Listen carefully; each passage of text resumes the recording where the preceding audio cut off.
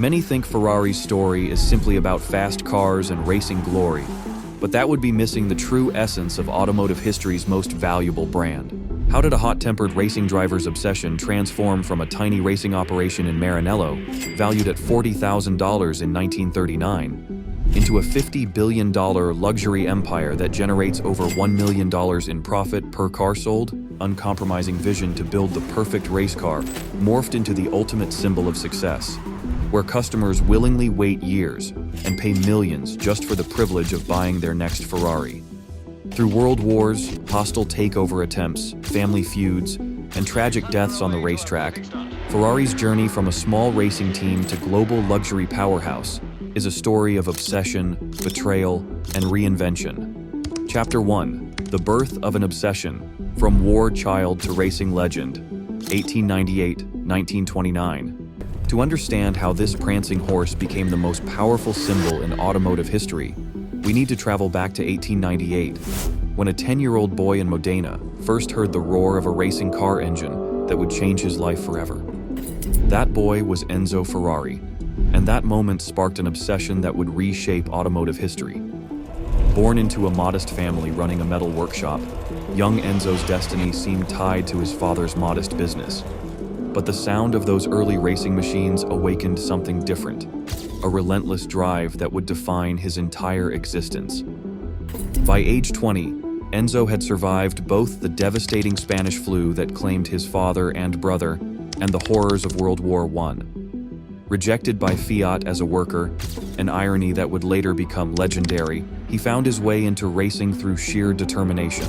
He raced for Alfa Romeo, winning 11 out of 13 races in 1924, including the prestigious Coppa Acerbo. Yet it was a race he lost that would shape Ferrari's future. At the 1908 Circuito di Bologna, he witnessed racing driver Felice Nazzaro present the mother of fallen pilot Francesco Baracca with a symbol, a prancing horse on a yellow background. That symbol, given to Enzo by Baracca's mother in 1923, would become the most recognized logo in automotive history. But first, Enzo had to navigate the complex politics of pre-war Italy. While running Alfa Romeo's racing division, he quietly founded Scuderia Ferrari in 1929 with an initial investment of 40,000 lire, roughly $40,000 today. The company wasn't yet making cars. It was preparing race cars for wealthy gentleman drivers, a business model that would later evolve into Ferrari's modern-day customer racing programs. The stage was set for an automotive revolution, but first, Enzo would have to confront the greatest challenge of his life: World War II. Chapter 2: Forging the Legend, The Birth of Ferrari Cars, 1939-1950. As Europe descended into the chaos of World War II, Enzo Ferrari faced a pivotal moment that would transform his racing outfit into a legendary car manufacturer. In 1939, a clause in his Alfa Romeo contract banned him from using the Ferrari name in racing for 4 years. Rather than accept defeat, Enzo did something extraordinary. He decided to build his own cars. The numbers reveal the audacity of his timing. In 1940, when Ferrari established Auto Avio Costruzioni in Maranello, Italy's industrial production had plummeted by 40%. Yet amid the devastation, Enzo saw opportunity. His factory, initially forced to produce machine tools and aircraft parts for the war effort, would become the foundation of the Ferrari empire. The war years proved both devastating and formative. Allied bombing destroyed the original Maranello factory in 1944, but Enzo rebuilt it with a crucial difference. This time, he designed it specifically for car production. The first true Ferrari, the 125S, emerged in 1947. The statistics were modest, a 1.5-liter V12 producing 118 horsepower, but the philosophy behind it was revolutionary. While other manufacturers focused on practical transportation for post-war recovery, Ferrari pursued pure performance. The 125S won 6 of its first 14 races, establishing a pattern that would define Ferrari's future: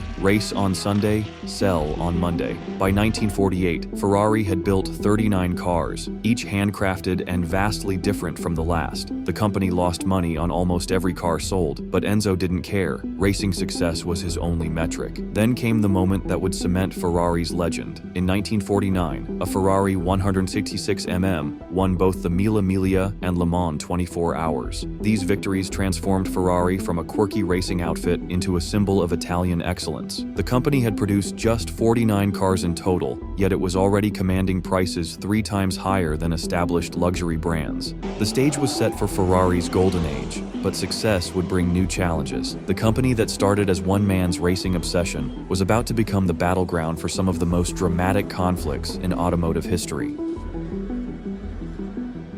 Chapter 3: The Golden Era, Racing Glory and Family Drama, 1950-1969. The 1950s dawned with Ferrari ascending to heights that even Enzo couldn't have imagined. Between 1952 and 1953, the company achieved what many considered impossible. Ferrari driver Alberto Ascari won every single Formula One championship race he entered, except one. This dominance translated into a fascinating market dynamic. Ferrari's road car production increased from 70 cars in 1950 to 250 by 1960, yet demand still outstripped supply by a factor of 3. But beneath this golden surface, tensions were building. The company's racing obsession was creating financial strain. Each Formula One victory cost nearly as much as the annual profits from road car sales. By 1960, Ferrari had won 19 major international racing titles, but remained perpetually on the brink of bankruptcy. The crisis peaked in 1961 in what became known as the Great Walkout. 8 of Ferrari's top executives,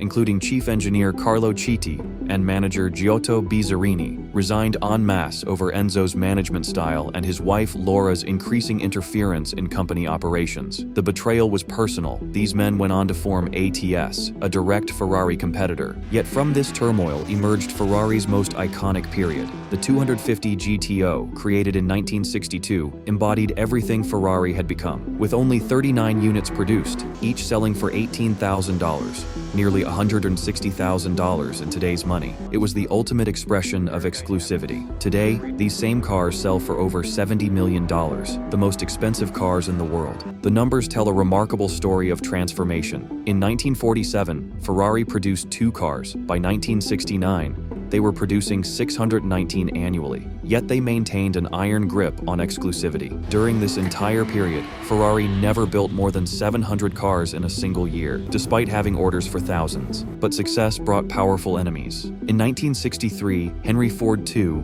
angered by Enzo's refusal to sell Ferrari to Ford Motor Company, launched a personal vendetta to destroy Ferrari at Le Mans. The resulting Ford versus Ferrari battle would become legendary, culminating in Ford's victory at Le Mans in 1966, the first time Ferrari had been defeated there in 6 years. As the 1960s drew to a close, Enzo Ferrari faced a new reality. His company had become too valuable, too important to remain independent. The Prancing horse was about to enter its most controversial chapter, a partnership with Fiat that would test the very soul of the Ferrari brand.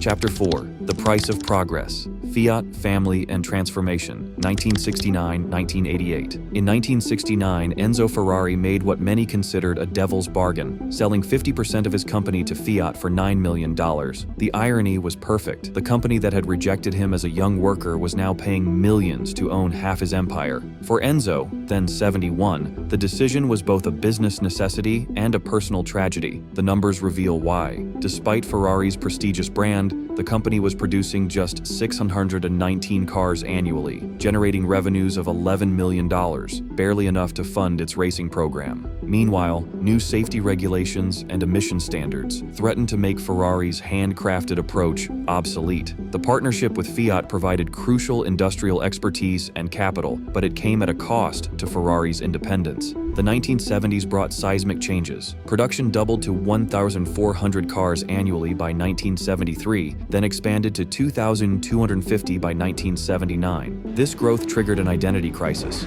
Was Ferrari still an exclusive brand if it was producing more cars than ever? The answer came in pricing strategy. While production increased, prices rose even faster. The 1973 Ferrari 365 GT4 BB launched at $68,000, $420,000 in today's money, nearly triple the price of a Porsche 911. But the real drama was personal. In 1976, Enzo's only legitimate son, Dino, died of muscular dystrophy at age 24. The loss devastated Enzo, who had been grooming Dino to take over the company. Instead, he turned to his illegitimate son, Piero, born from a wartime affair. This succession drama played out against the backdrop of Ferrari's most challenging decade in racing. From 1980 to 1988, despite building some of the most desirable road cars ever made, including the iconic 288 GTO and F40, Ferrari failed to win a single Formula One championship, their longest drought in history. The company was evolving from a racing team that sold road cars into a luxury brand that also raced, a transformation that would accelerate after Enzo's death in 1988. When Enzo Ferrari died at age 90, he left behind a company valued at $300 million, a 33,000% return on his original investment. More importantly, he had created something unprecedented, a brand whose power transcended the automotive industry. The question now was whether Ferrari could maintain its mystique in an era of corporate ownership and mass production. Chapter 5. The Modern Prancing Horse.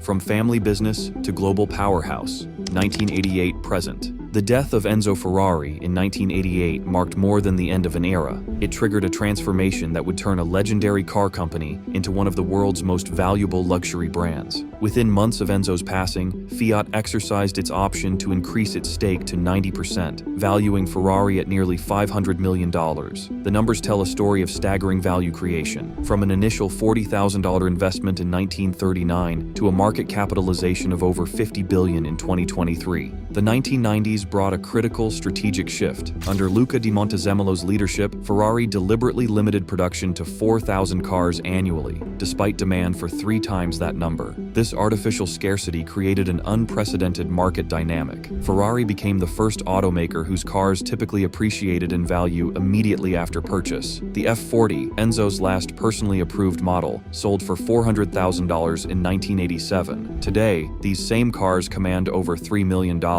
The transformation accelerated in the 2000s. Ferrari's Formula One dominance under Michael Schumacher, 5 consecutive championships from 2000 to 2004, coincided with a carefully orchestrated expansion of the brand. Annual production increased to 7,000 units by 2010, yet waiting lists grew longer. The company had mastered the ultimate luxury equation, expanding volume while increasing exclusivity. The 2015 IPO revealed Ferrari's true power. The company commanded profit margins of over 25%, higher than any mass-market luxury brand and approaching the levels of Hermes. By 2022, Ferrari was generating over $1 million in profit per car sold, making it more profitable per unit than any automaker in history. Today's Ferrari presents fascinating contradictions. Annual production has reached 13,000 units, far beyond anything Enzo would have imagined. Yet demand continues to outstrip supply by factors of 2 or 3x. The company's first SUV, the Puro Sangue, sold out its first 2 years of production, despite a base price of $400,000. As Ferrari faces the electric future, some worry it might lose its soul, but the numbers suggest otherwise. The company's order book extends into 2025. Its market value exceeds that of Ford and GM combined, and its brand power ranks consistently among the world's strongest. The ultimate validation of Enzo's vision came in 2023. Ferrari became the world's most profitable car company per vehicle, while simultaneously winning its first Formula One race in over 2 years. The boy who once heard a racing engine in Modena had created something unprecedented, a company that dominates both the racetrack and the stock market, proving that passion and profit can coexist after all.